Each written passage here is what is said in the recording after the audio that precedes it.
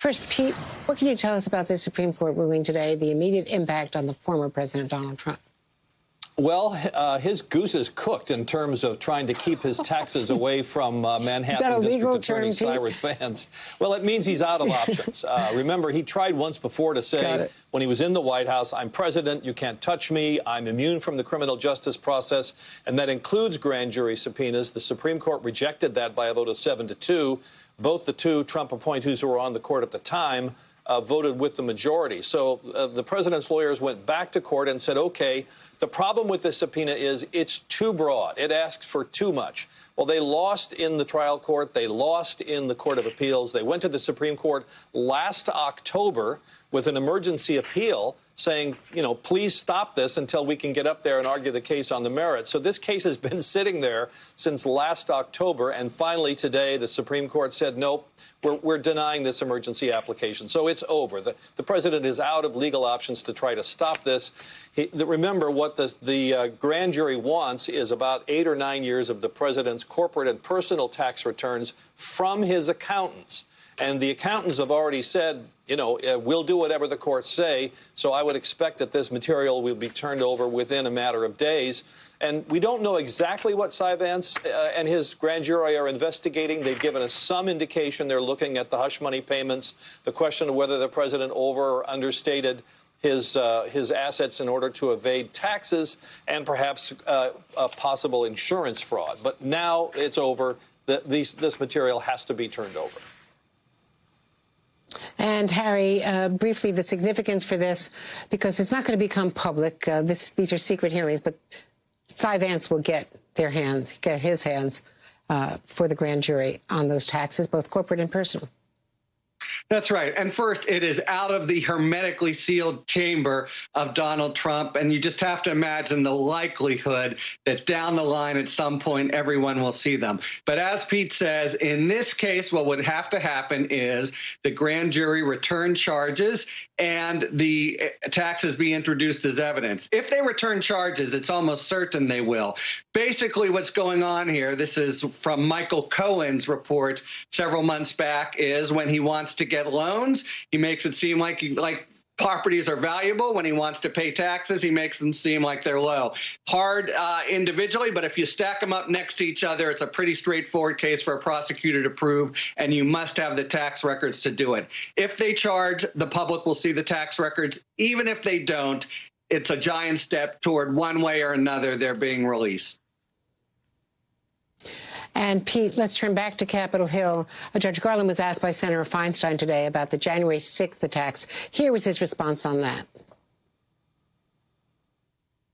I think this was the most heinous attack on the democratic processes that I've ever seen, and one that I never expected to see in my lifetime. I intend to give the career prosecutors who are working on this matter 24/7, all of the resources they could possibly require to do this. And at the same time, I intend to make sure that we look more broadly, to look at where this is coming from, what other groups there might be that could raise the same problem in the future.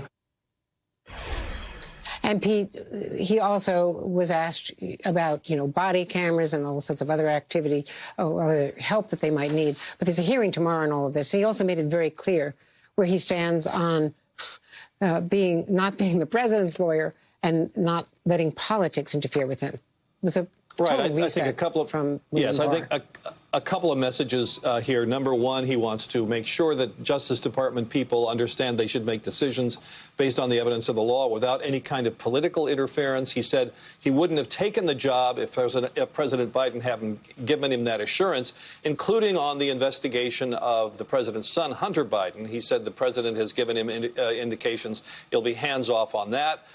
He said on 1-6, by the way, on the 1-6 investigation, that he wants to make sure that the Justice Department looks not only at the people who were in the Capitol on the ground that day, but trace back who was involved in either encouraging or funding any kind of insurrection at the Capitol. A couple of other points. He said he thinks the government will likely revert to the earlier position and put a moratorium on the federal death penalty. He called the child separation policy under the Trump administration shameful. He said, I can't think of anything worse. And he also said that he will be talking to John Durham, who was tasked by William Barr with being a special counsel, to look into the FBI's investigation of the Trump campaign, how that got started. He said he thinks it's appropriate that Durham is staying and looks forward to getting caught up on that. But, Andrea, this is what the confirmation hearing looks like for somebody who's going to get confirmed easily, not just because the Democrats control the Senate, but because there doesn't seem to be much Republican opposition. You know, Lindsey Graham and others are already weighing in, saying that they support him. Sherrilyn Ifill, what about what he had to say about civil rights and minority communities? What did you hear in his opening statement that addressed the concern that this has long been overlooked and that there really has to be a revamping of that office? Well, Andrea, thank you. I think this was so important. Think how many years, you and others have been covering the Department of Justice.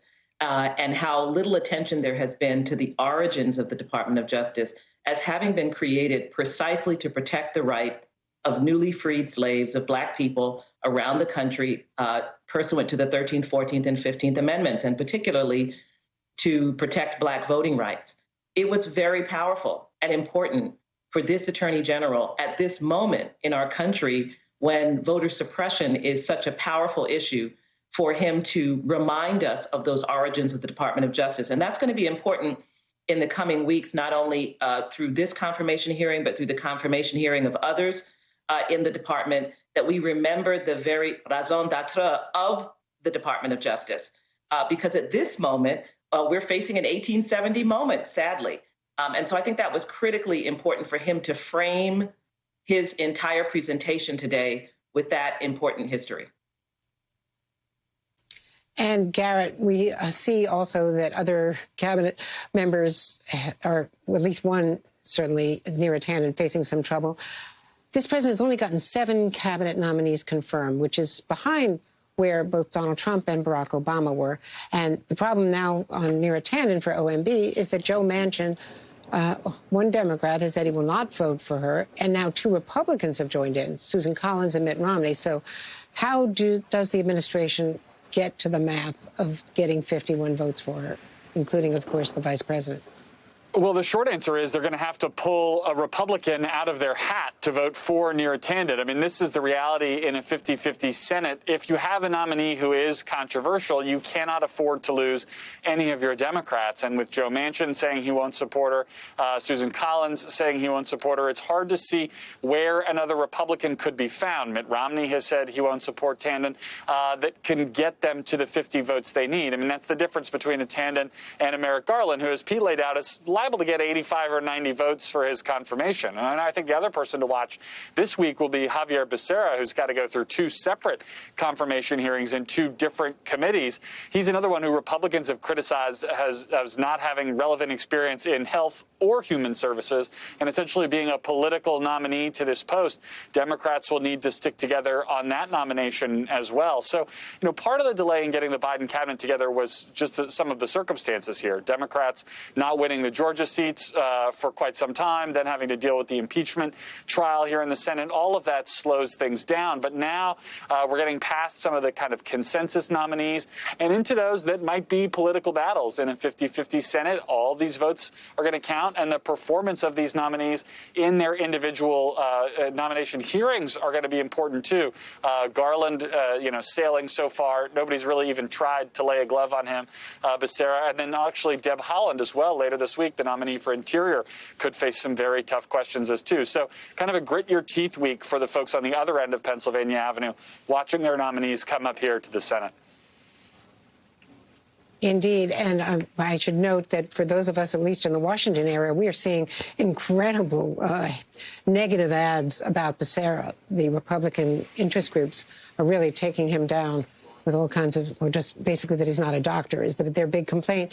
Just now, in answer to a question from Senator Blumenthal, Judge Garland has said that hate crimes are tearing apart our country right now. Sherrilyn, in the aftermath of all that we've seen of Black Lives Matter and all the issues about police operations.